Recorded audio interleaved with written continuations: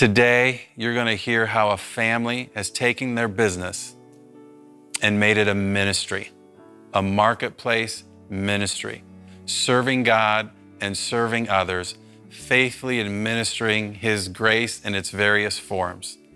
Today, you get to hear from Cameron and Tyler Silveus. Cam and Tyler, thank you so much for being with us today. I have been looking forward to this so much because I grew up in a family business, and you have the Silveus crop insurance family business, and you've decided to make it a kingdom advancing cause. I went through that same thing, so I want to get your personal stories and then how it all ties together. Your older brother Scott can't be here today, so we can talk about him freely. Yes, we will. Cam, can you talk about your entry into the family business and growing up and how all that worked for you? My entry into the business came with Scott, our older brother, and my dad coming down to Indiana University and actually going out to dinner with me one night about 6 months before I graduated, my fifth year before I graduated, and saying, we know you've got a plan in place. You know, I was going to move to Indianapolis, had a degree in health administration, and was about to start the big job hunt, you know, for college, after college. And they said, come home, this is a good business, try it out, see what you think about it. And come to find out, Dad wasn't the one that wanted me in. It was Scott that pushed Dad to come in and get me in the business.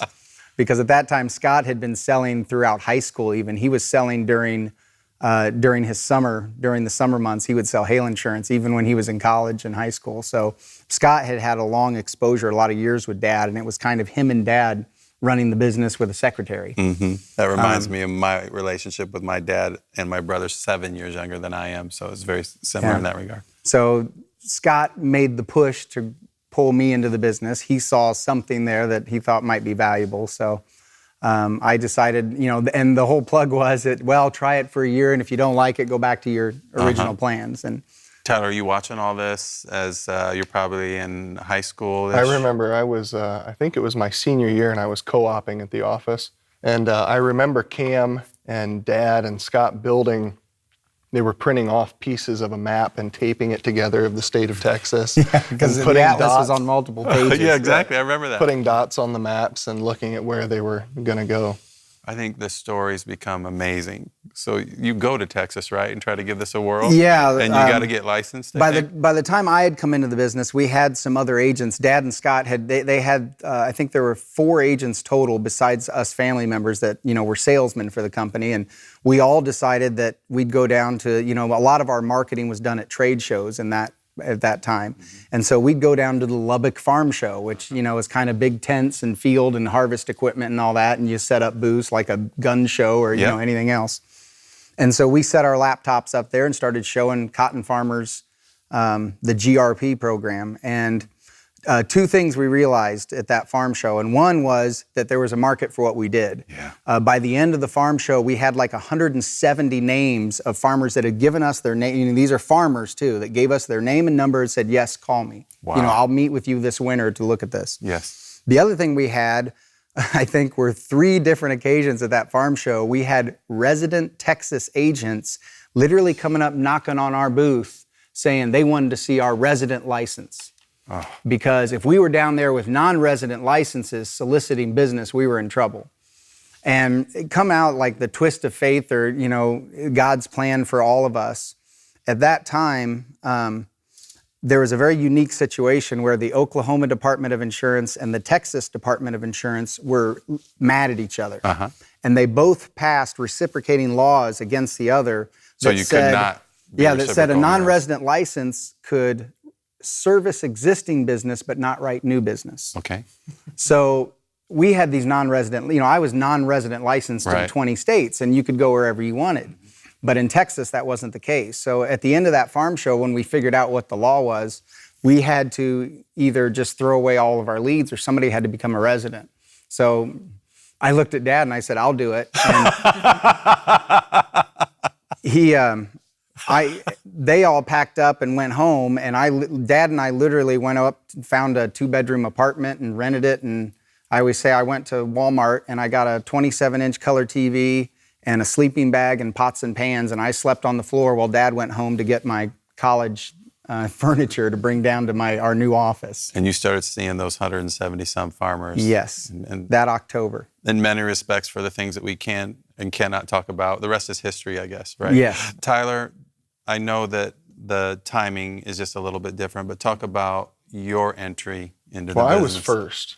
Okay. Yeah, I beat Cameron because when I was in second grade, I knew I wanted to be a crop insurance agent. There you go. That's the only time you'll ever hear that from anybody. Okay. Yeah, probably. When I was a kid, man, I used to ride with Dad to the farms, and I would get a day off a year that I could pick, and I would always take it when he was going out to see farmers. And so I would get out of school and get in the truck and go with Dad, and then I'd be miserably bored about 8 minutes into the meeting and go climb around a barn or see what I could get into.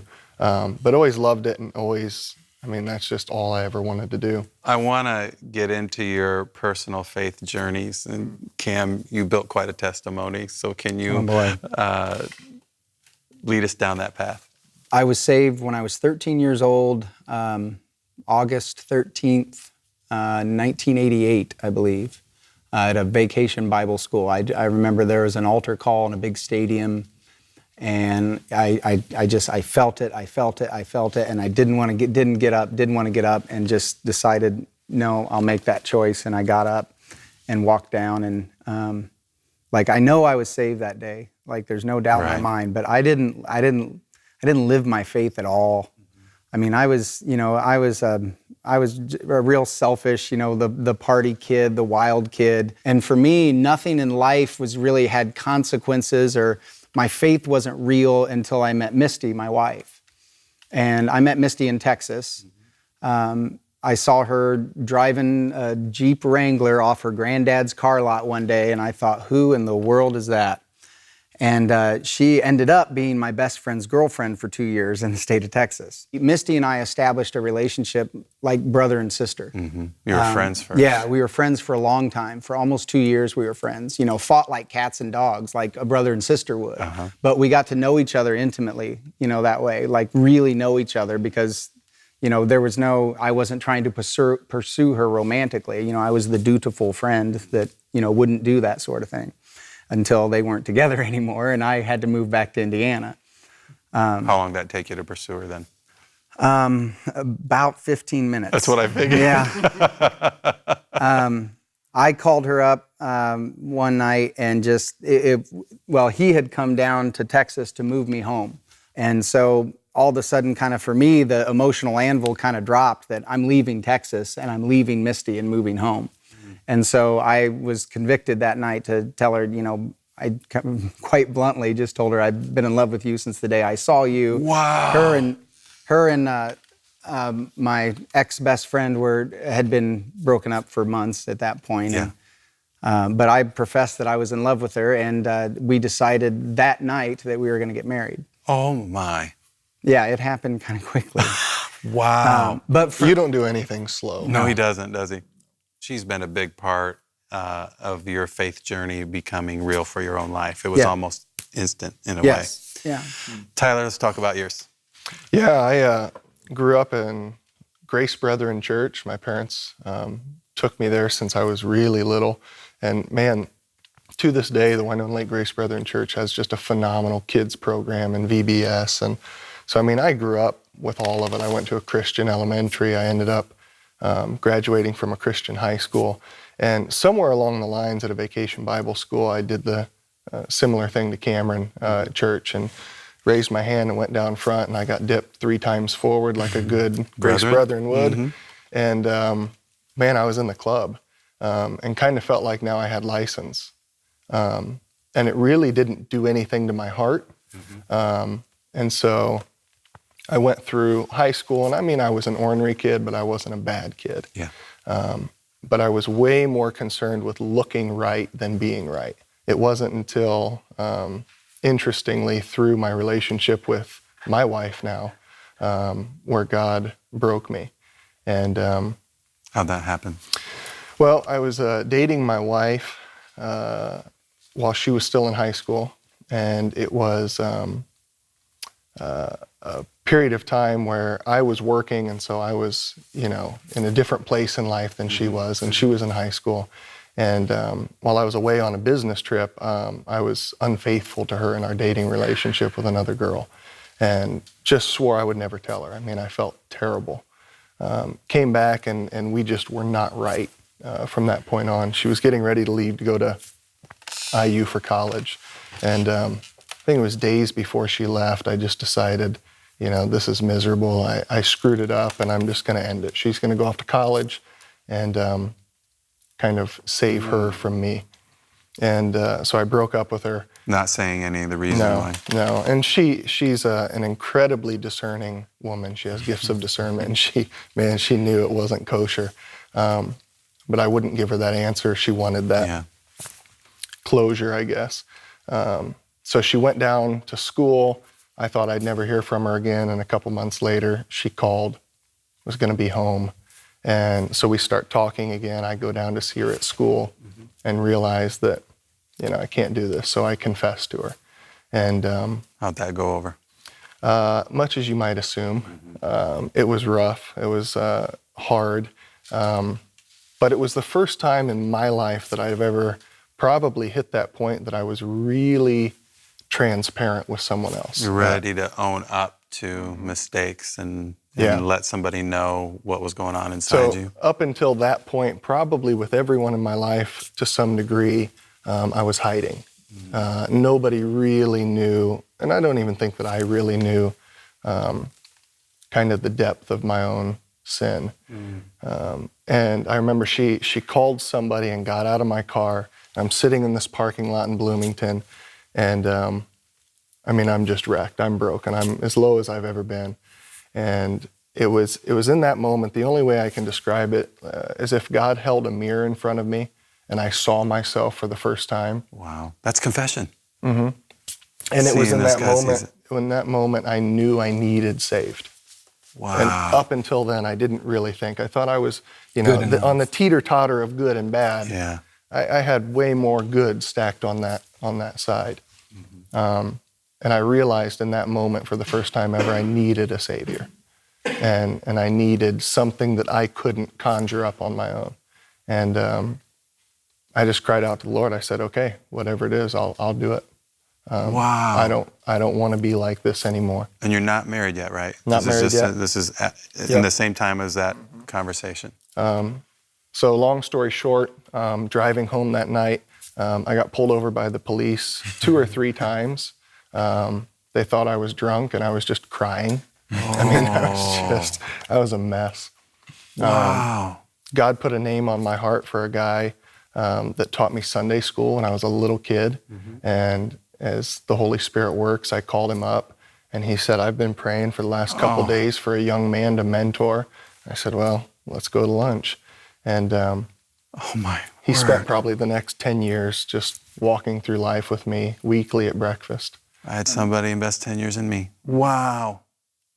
That is amazing. Now, back, Cam, to your story, you and your wife had amazing challenges in having children. When we got pregnant, Misty she wanted to be a mama. As much as any woman wants to be a mama, she wanted to be a mama. And as willing as I was to try, we couldn't conceive. And so we started down what I call the fertility gauntlet. You start out with Clomid, and then you do artificial insemination, and then you do in vitro insemination. And this all took a couple years, I think about 2.5 years of infertility, which it doesn't sound like a big deal, 2.5 years of infertility, but every single month she gets, it's getting devastating news 25 times. And every time you wonder if it's hopeless, are you ever going to have children and all this? And I know what it was like to go through it, but for her, I know it was 10 times worse than it was for me. And but we went through in vitro fertilization, and that's how we finally got pregnant. And we kept falling into all these tiny little percentage categories on everything that we've done. We still do, it seems like, in our family, but. We got pregnant with twins, and I think to this day I remember just a very, Misty talks about having spiritual markers in your life, and and somehow documenting those spiritual markers in your life so that you don't forget them and you can pass them on to your kids or whoever. But I'll never forget a time of praise and worship at WCC, Warsaw Community Church, just in the auditorium with, Misty's there with, her belly out to here with twins in it. And I just remember never feeling happier spiritually, never feeling more blessed in my whole life than that. And then I'm down calling on farmers in Mississippi and Georgia. And I get a call from my mom that says, you got to get in the car and come home right now. Misty's in an ambulance going to Lutheran. Oh my. And turned out that she had started labor at 24 weeks with our boys. And so that was, there were options on how to get home. I, decided quickly that driving was the best way to get there. So I was about 8-9 hours from the hospital by best I could guess. And so I drove through the night. I drove home that night. And on the way home, we had to make the decision as to whether or not the doctors are saying that she was going to, she's going to have a baby. She's going to pass these twins. And they were so little that they were recommending a C-section. And so we had to make the decision. Do we try to squeeze, will we get 3 more days if we wait? Or do we just do a C-section now? And so I'm on the phone with her driving, and we decided, I remember saying, let's go get our boys. And so they did a C-section on her, and it worked out because as they were doing the incision, her water broke. And the doctor said if they didn't already have her prepped for surgery and everything, he said that they wouldn't have lasted, our boys wouldn't have lasted in probably hours with her water breaking during the C-section. So Noah and Isaac were born. They were 1.9, and they were both 1.9. I think Noah was 1.92 pounds. And about the size of your hand? Yeah, both of them. A little. And so we spent 6 weeks in the neonatal intensive care unit. And we had what you call micro-preemies at that gestation. And micro-preemies, what they'll tell you is they say you're in for a roller coaster, and it really is. I mean, their health changes. They go from, everything's going great to, they're hanging by a thread, life or death. We don't know if they're going to make it another hour. Yeah. And you get that kind of up and down. And my spiritual journey is a story, but it's not necessarily, I wouldn't say that I was victorious in anything. I was there physically, and maybe I was even there emotionally. I think Misty and I, we never fought through it all. We were there for each other. We really were. But spiritually, I deadpanned. I flatlined. Like I lost all faith of anything good. I mean, looking back on it, it was kind of neat because where I failed, boy, God threw people into the void, I mean, we had a website for the boys, and I mean, every single day there were dozens upon dozens upon dozens of emails that would come in of just prayers from people all over the country. People we had no idea who they were, don't even know how they found the website. This was before Facebook. This was 2006. At least if Facebook was around, I think it was only at Harvard College at that time. I think you're right. But yeah, I was I dealt with, Noah, Isaac passed after about 6 weeks. He had complications with his digestive system. They went in to operate, and after the surgery, he just crashed. And then the incredible thing was, Isaac was born at the very beginning with brain bleeds and just physically, he was a mess from the start. And the greatest hope you ever had for Isaac was that, he'd be cognitive. The doctors were telling us that, well, maybe you want to think of letting him go and stuff, which Misty would have none of. But Noah was our healthy one. Noah was perfect from the beginning, didn't have nearly as many problems as Isaac. And when Isaac passed, within 24 hours, Noah went. And Noah developed the same digestive problem, same surgery, same exact thing. We lost them both. And that was especially crushing and just confirmed that that lack of faith was justified, at the time for me. Were you able to have children after that? Yes. Losing the boys was hard. I mean, it was it was now it's almost honoring, like to have been chosen to go through it.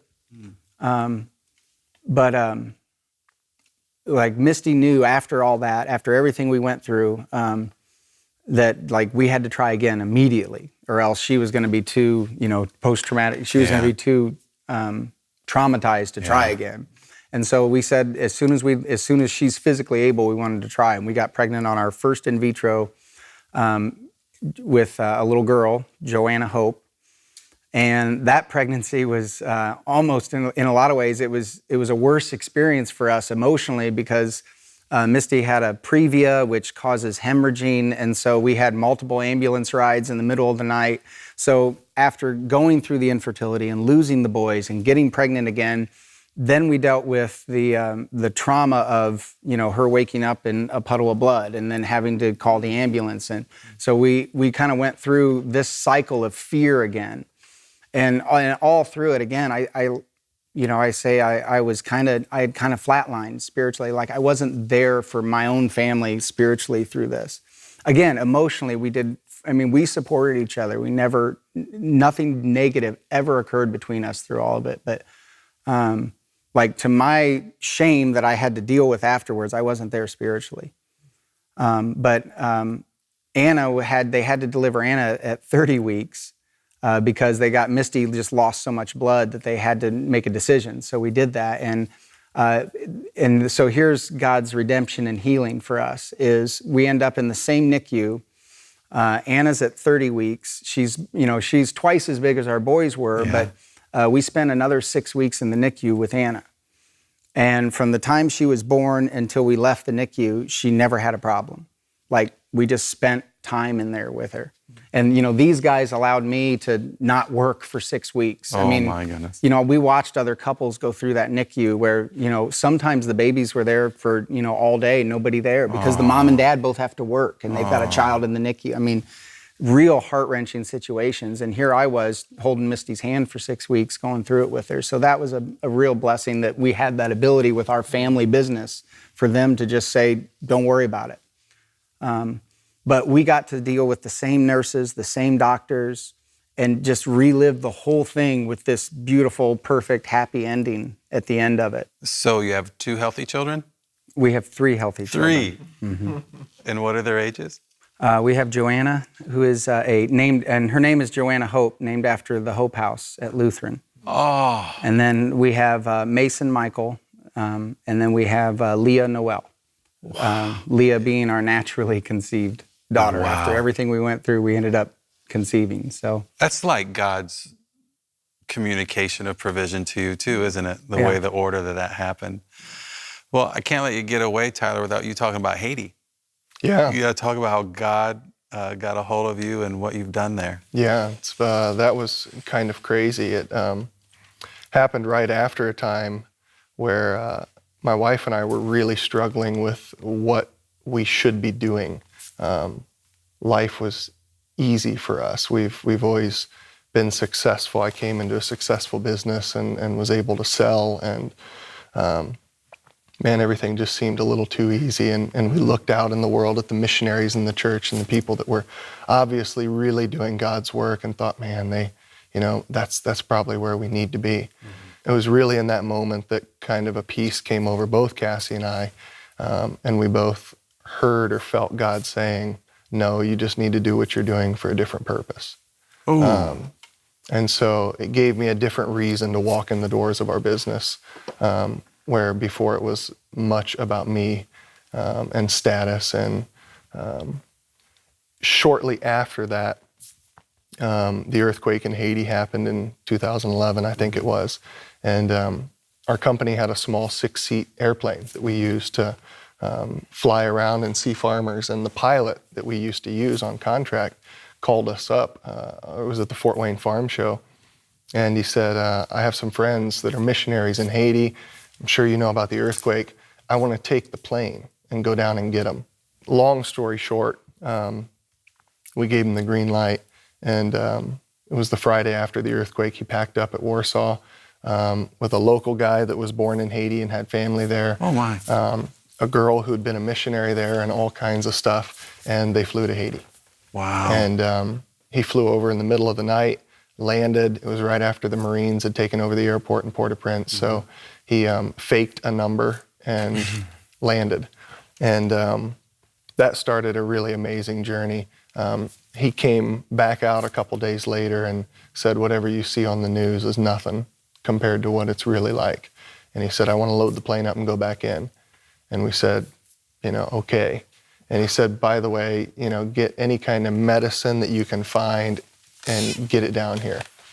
So a buddy of mine and I loaded up a bag full of donated goods from a couple pharmacies in town, flew down, put it on the plane, and long story short, we flew back and forth for about a month. You went to? I didn't go at that time. You let the plane go back and forth with the supplies? I didn't go at that time, but we kind of sent out a note to a bunch of friends in the industry and said, hey, this is what we're doing. Anybody wants to chip in? And we were just flooded with people sending money. We ended up chartering a larger plane and so forth. All the way up until commercial traffic started back up again, we were making almost daily flights. That's just incredible. We flew in trauma surgeons from University of Miami Medical Center, evacuated UN police that were injured. I mean, just the craziest stories. People were getting a hold of us from all over creation, asking for a ride. And so then I went down in March after our crazy time of year kind of subsided, and trying to discern, is there something left? Is our job done? And was just struck by the kids. And so it led to the formation of a nonprofit called Intercession Haiti. Long story in between now and then, but right now we have a boarding school in the city of Jeremy, Haiti. We have 10 amazing kids that are being raised by an amazing Christian family that did the classic missionary thing, sold their business, sold their home, and moved their 9 children with them down to Haiti. And their purpose in life is to raise kids. And so they're doing it down there, and the kids get to be raised alongside other kids, and it's an amazing situation. Guys, you're amazing. You brought on Steve Longbreak to help you advance the cause and make your business and ministry an actual marketplace ministry. And I know you see the ripple effect of the circles for your local community, the country, and then outside our country. And it's just been a pleasure to hear how God's worked in your hearts and everything that you're doing now. We've barely scratched the surface of the Silveus legacy. So we'll have to get Scott to come back, and we'll hear more stories of what God's doing in your lives. Good. Thanks, Mitch.